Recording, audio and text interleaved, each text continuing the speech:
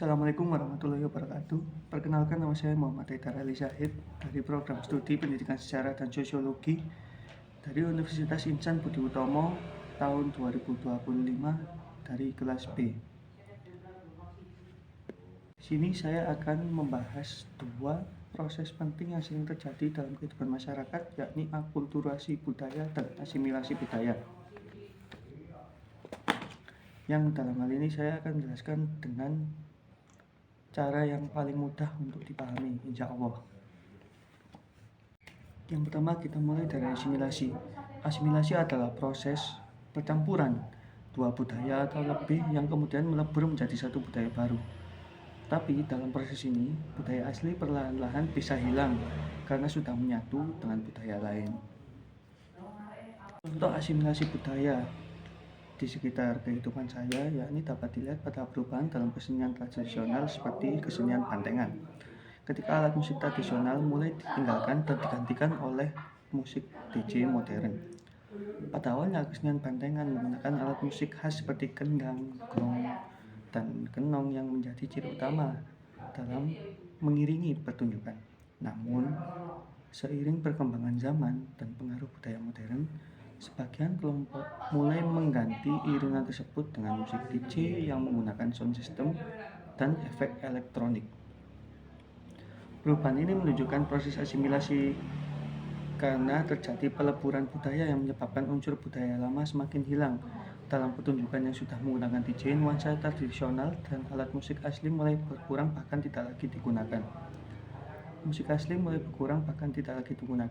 Musik modern tidak hanya menjadi tambahan, tetapi menggantikan peran utama pengiring kesenian tersebut. Akibatnya, identitas asli dari kesenian bantengan, perlahan memudar dan berubah menjadi bentuk baru yang lebih modern. Dengan demikian, fenomena ini termasuk asimilasi karena budaya asli tidak lagi dipertahankan secara utuh, melainkan melebur dan tergantikan oleh budaya baru.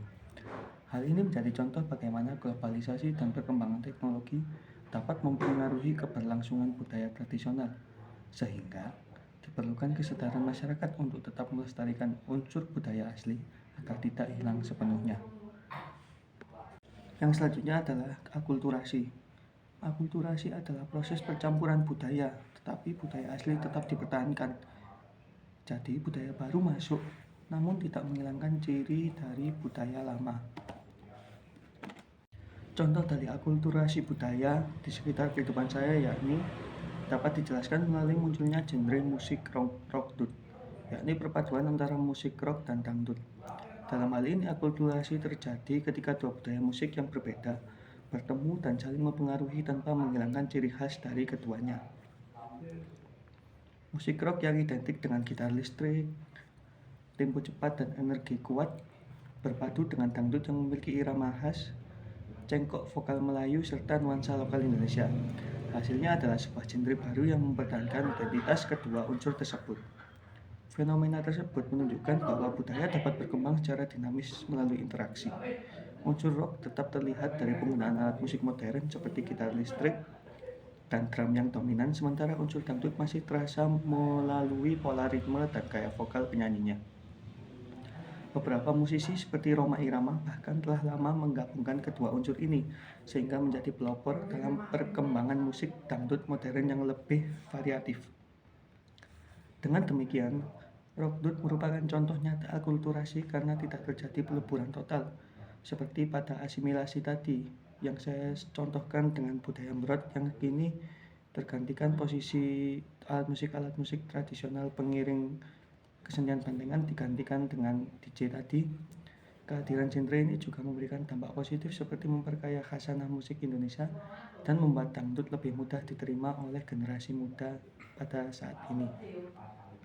Lalu, apa perbedaan dari akulturasi dan asimilasi? Asimilasi menghasilkan budaya baru dan cenderung menghilangkan budaya lama. Sedangkan akulturasi hanya menggabungkan unsur budaya tanpa menghilangkan yang asli. Sesederhananya, asimilasi itu melebur menjadi satu,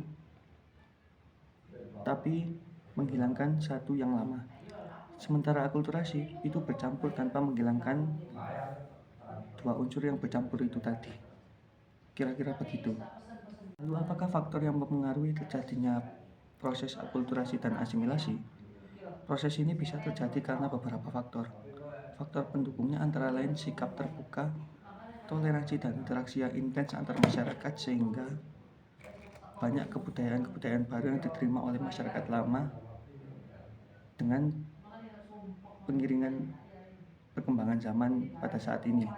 Sedangkan faktor penghambatnya bisa berupa diskriminasi, kurangnya interaksi atau sikap tertutup terhadap budaya lain. Apakah asimilasi dan akulturasi budaya memiliki dampak pada masyarakat?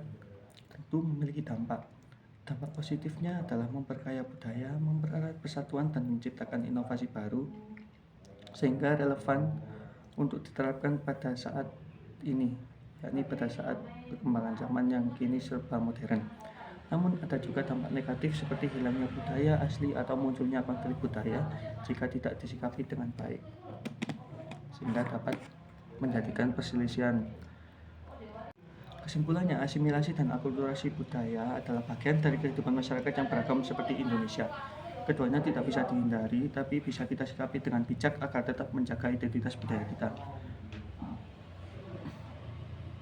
Ya, itu tadi adalah penjelasan dari saya tentang akulturasi dan asimilasi budaya. Bila ada salah kata atau ucap dari saya mohon maaf yang sebesar-besarnya. Wabillahi taufiq wal hidayah. Wassalamualaikum warahmatullahi wabarakatuh. Terima kasih sudah menonton.